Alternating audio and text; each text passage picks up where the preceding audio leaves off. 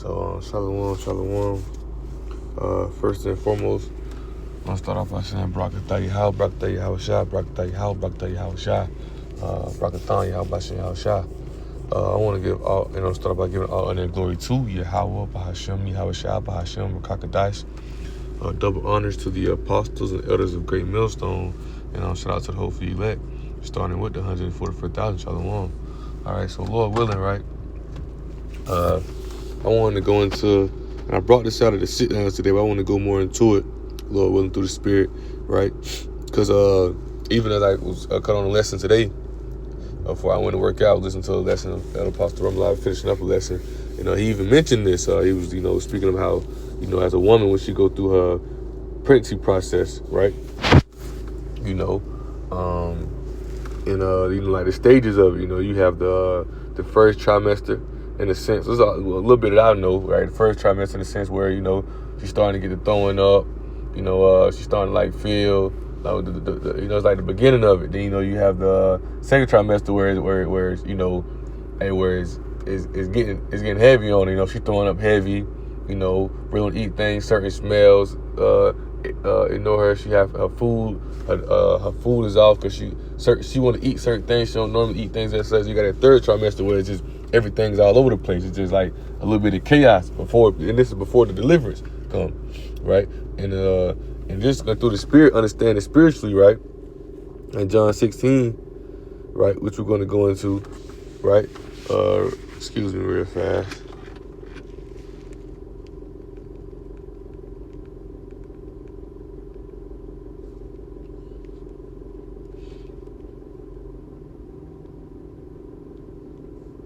Just like receiving the call, my other phone, I had to tell him, right? But just like for that, right? So anyways, right, through the Spirit, right, in John 16, right, which we're going to go into, right, that Israel, Israel is referred to as a woman, right? And Yahweh Shah telling them, like he giving them like a parable, because Yahweh Shah spoke in parables in dark, saying giving them a parable as a woman when she in travail, how you said, it's like I'm saying it wrong, right? So I got a definition I'm gonna read off my other phone using on Google, right? It's AI overview. I typed in travail woman definition. It says a travail woman or a woman in travail refers to a woman undergoing the intense, painful, and laborious process of childbirth, right?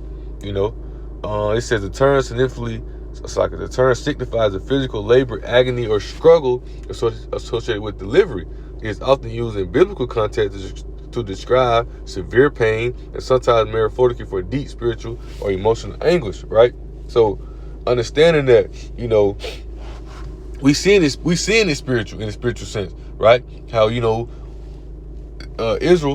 right, is referred to as a woman, right? Let's go to grab that real fast.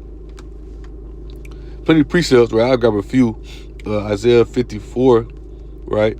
In verse 5 and 6, it says, speaking to Israel, right? It says, for thy maker is thine husband, right? And you say, how you say husband in Hebrew is Ishal, right? Ishi, I mean to say, right? So I'm not saying it right, yeah. Ishi, how you say it, Ishi. It's like if I'm saying it wrong, like Ishi, right? Ishi is how you say husband in Hebrew, right? Let's see if I can get a pronunciation of it. Let's see. The more and more as we learn, Ishi, right? Ishi. No, C. No, okay, so E as in C or key, she as in C, Ishi or Sishi, right? Let's go to the Blue Letter Bible, see what they're pronouncing. But another quick point as well, I'm even trying to get a pronunciation of this word, how more and more, how Yahweh Shah is revealing our language, we're coming back into our language with words, the definition of words, things of such, man. So that's key. That's key in it because, this is our things that was translated, as Chris tells, things that we uttered in Hebrew that's translated don't have the same power as in a sense in the names. See, names of Yahweh Shah is Hebrew, right? Yahweh, Yah meaning he, Howell is just starts to be Yahweh Shah, Yah meaning he, Howell Shah, deliverer, savior, right? So let's see if it give us the let's see if it give us the definition for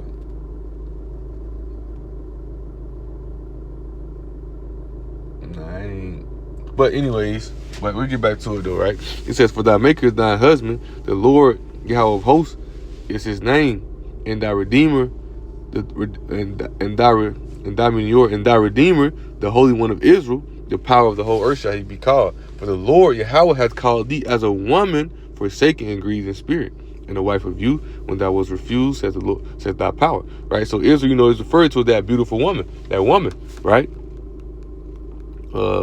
Revelation 12, right? It says,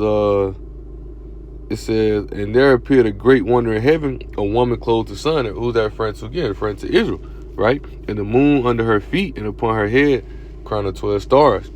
And she being with child cried, travailing in birth, and pains to be delivered." Right? And you understand, we understand that going into, when a woman who brought for, the woman Israel, Yahweh Shai comes out of Israel, when Herod was trying to kill him. He stole all the babies, things like that. So that's that travailing woman. But in a sense, we just referring to in the scriptures that how Yahweh Shai referred to Israel as that woman, that beautiful woman, man. And in John 16, Yahweh Shai using that parable in the sense of a woman and travailing woman, right? Because we're that travailing woman, right? In a sense, and when you see it spiritually about how the pain and the sufferings that we going through, right? I'm gonna say that 2 Thessalonians, or it might be 1 Thessalonians 4 and 3, or 3 and 4.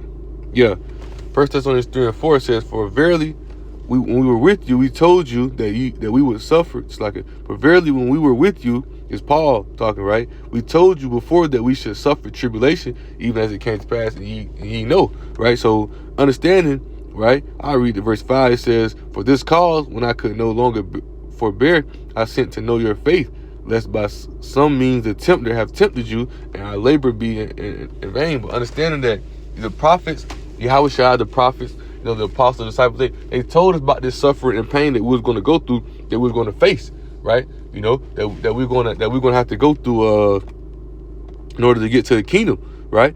In a sense, the brother I bring it out, the brother Kakanga Bar, he brought this out of the camp yesterday, right? At the sit down, 2 Ezra 6 verse 58, it says, 2 Ezra 6:58, it says, "But we thy people, whom thou hast called thy firstborn, thy favorite lover, are given to their hands," right? It says,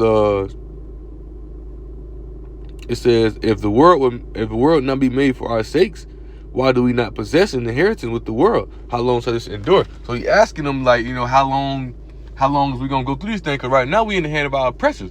Right now we in the hand of our enemies. And a lot of Jake don't understand that. A lot of Jake don't see that. And even a lot of men who come to the truth, they're not able to accept the pain and suffering that come with this truth, right? But when you go to 2 Ezra 7, as we were speaking about the account as well, how when in 2 Ezra 7, right, how he asked them that, right? And it says, I start verse 1, it says, "When I had made an end of speaking these words," he asked the question, basically asked how long we gonna go through this? When the world gonna be, if the world made for our sake, when is we gonna possess it, right? It says, "When I had made an end of speaking these words, there was sent to me an angel, which had been sent unto me the nights before," right? So the angel was coming unto Ezra to tell him, right? And he said unto me, "Up, Esdras, and hear the words that I come to tell thee."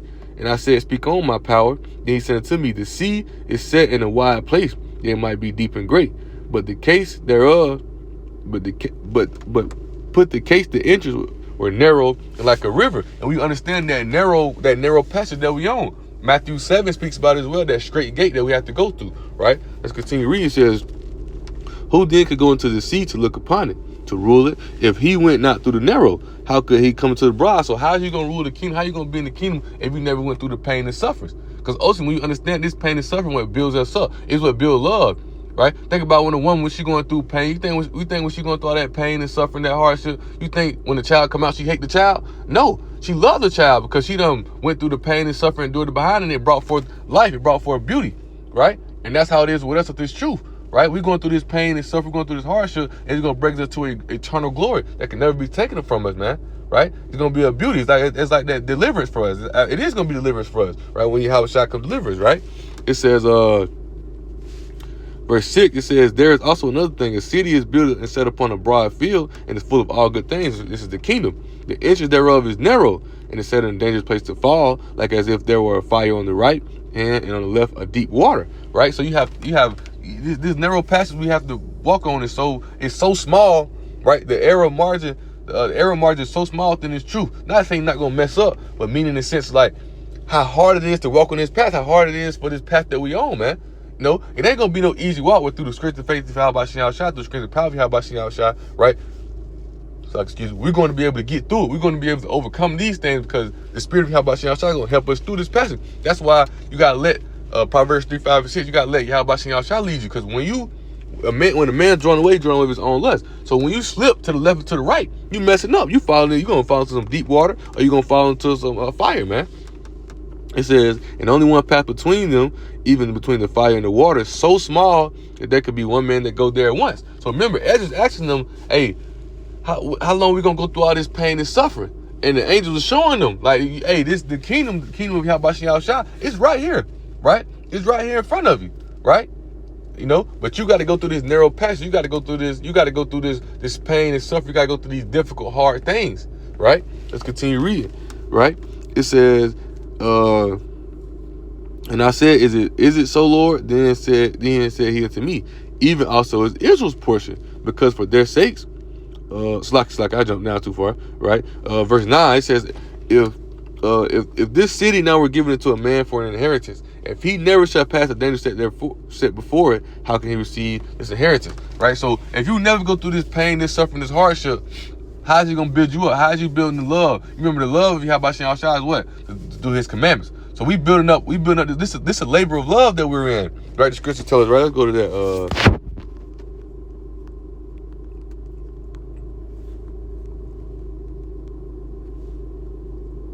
Let's see, what was that? Hebrews 6, might be 6 and 4. Bear with me. Hebrews 6. Yeah, 6 and 10. It's like, it says, for Yahweh is not unrighteous to forget your work and labor of love. So this is a labor of love. As I just mentioned, when a woman, when she's going through all that pain and suffering, when her child comes forth, it's like it's automatic. She automatically falls in love. Right? She automatic be in love with the child, be in love with the baby, right? In a sense, in a spiritual sense, right? You know,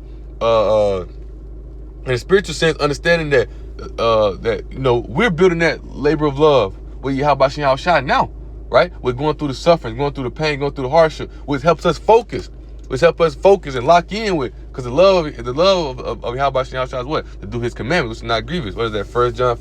1 John chapter 5, I want to say verse 3 on down. That's the love of Yahweh Shah, do his commandments. So for us building that love, what we got to go through? Those labor pains, we got to go through those. We got to go through that travailing, right? We got to go through that hardship. We got to go through that suffering. We got to go through that, you know, in a sense, we got to go through that straight and difficult things, man. Right? Let's finish this. It says, for Yahweh is not unrighteous to forget your work and labor of love, which ye have shewed to his name, and that ye have ministered to the saints and do minister, right? So we in that labor of love, and the Most High not going to forget that. Is we building that love through this suffering, through this pain, through this hardship that we going through right now, right? Romans 8 and 17, it says if children, then heirs of Yahweh, and joint heirs with Mashiach Yahweh Shah. If so be that we suffer with him, that we may also be glorified together. Because why? Yahweh Shah went through the suffering. He went through the pain. He went through the hardship. So as we're going to read in John 6:16, right, you're going to see how Yahweh Shah telling them that you're going to go through pain and suffering, right? But when I come, I'm going to bring that deliverance unto you. Just like with this one travailing woman, the parable you're going to use. When a woman going through that pain and suffering and hardship, when she's delivered, she's at rest. Well, when Yahweh Shah come deliver us, right, we're going to be at rest. But right now, we're going through that pain and suffering. Right now, you can see, we dang in trimester 3. We've seen the downfall of this kingdom, right? We've seen the downfall of this place, but we know in the times that we're in now, where things are going to wrap up, things are finna get worse. What's that? 1 Peter 3 and 1? Might be 2 Peter 3 and 1, but in the last days should be perilous time. It's gonna be dangerous times. It's finna be things get worse and worse, man. Things finna continue to ramp up, right? Because we in that when a woman is in a pregnancy process, it don't go down, right? The anguish and the agony and the suffering and the sin, it goes up. it continually goes up till she delivered. Well, that's how it's going to be with us, right? That's why this is a perfect parable that Yahushua used, man. Yahushua put it plain down. Tell why he said, that's why he said, well, the scripture also says, plain to the holy, stumble block to the wicked. But he also had told them in John 10, right? Let's go to that real fast, just in a sense, real quick. John 10 and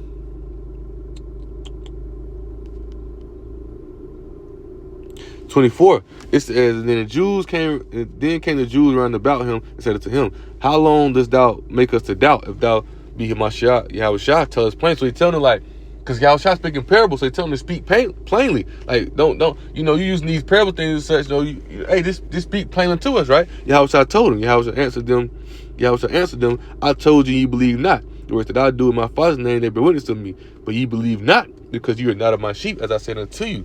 My sheep hear my voice, and I know them, and they follow me. Right? So understanding that these parable things, it's the key, because it's the key to get into the kingdom of heaven. So this is the key. We see it clearly and vividly, man. Like, dang, but that's the perfect parable to use.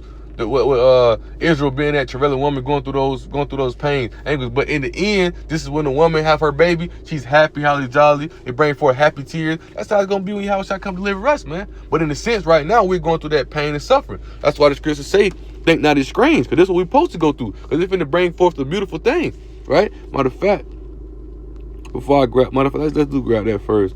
1 Peter 4. In verse 12, it says, Beloved, think not it strange concerning the fiery trial which is to try you, as some strange thing happened unto you. But rejoice inasmuch you are partakers of Hamashiach's suffering, that when his glory shall be revealed, you may be glad also with exceeding joy. Right? Because why? That's going to be delivered. We don't went through those pains and sufferings and hardship. Now the deliverance is here unto us. This is well the woman she have her baby. She done went through all the pregnancy, labor pain. Now she done have brought forth her baby. Now she's happy. As in a sense, we're going to be happy, right? And what the scripture tell us what? Right? Let's go to, what is that? 2 Corinthians 4 and 17. It says, for our light affliction, which is but for a moment, right? Working for us a far more exceeding eternal weight of glory. Even in the sense too, right? Even in the sense too, when a woman is pregnant, no, not just, just speaking on the woman, in a sense, I know I keep sound like a repeated record speaking on a woman's pregnancy, right? But in a sense, like I say, just going into that parable we're gonna go into, when a woman is pregnant, right? She endures those pain and hardships and that suffering, because why? She know that this finna bring forth this finna bring forth her child. So she endured. She go through the suffering. She go through all of it, because she knows it's finna bring forth to her a beautiful thing. Well, that's how, in a sense, that's how the elect mindset is, right? That's why the elect get it and understand the parable as well. But that's how the elect mindset is, because we know this light affliction that we in, right? It's finna bring forth a beautiful thing, eternal glory, eternal a kingdom that which is going to last forever. We're going to be made perfect. Some shall not taste death, man, right? Let's go to Romans 8 and 8 and 18 real fast. Then we'll get into the parable, man, right? I want to try to make this no long one. Just in the sense, I want to touch on it, right? Because I spoke on a little yesterday at camp, and then with cutting the spirit, because as soon as I cut El Apostle, I'm not letting no, he had mentioned, he necessarily just didn't go into it, but he had mentioned, so through the spirit, how about outside, that is edifying, right? I wanted to go into it, right? Romans 8 and 18, it says, For I reckon that the suffering of this present time are not worthy to be compared with the glory which shall be revealed in us, right? You got a Jake who quit and tapping out. Well, when that woman's in travail, when she going through that angle, she can't quit, she can't tap out, she got to endure those pain and suffering, because it's going to bring forth some happiness for her. Well, for this spiritual travail, in a spiritual sense, we going through that pain and suffering. We can't quit, we can't give up, because we're at that finish line, man. We right here at the door. Right, we in trimester 3. We right here in deliverance. We are in dilation, man. We right here, right in the sense to where we finna be delivered, man. Right, and I want to search a travail definition, right? The definitions of travail. Let's see.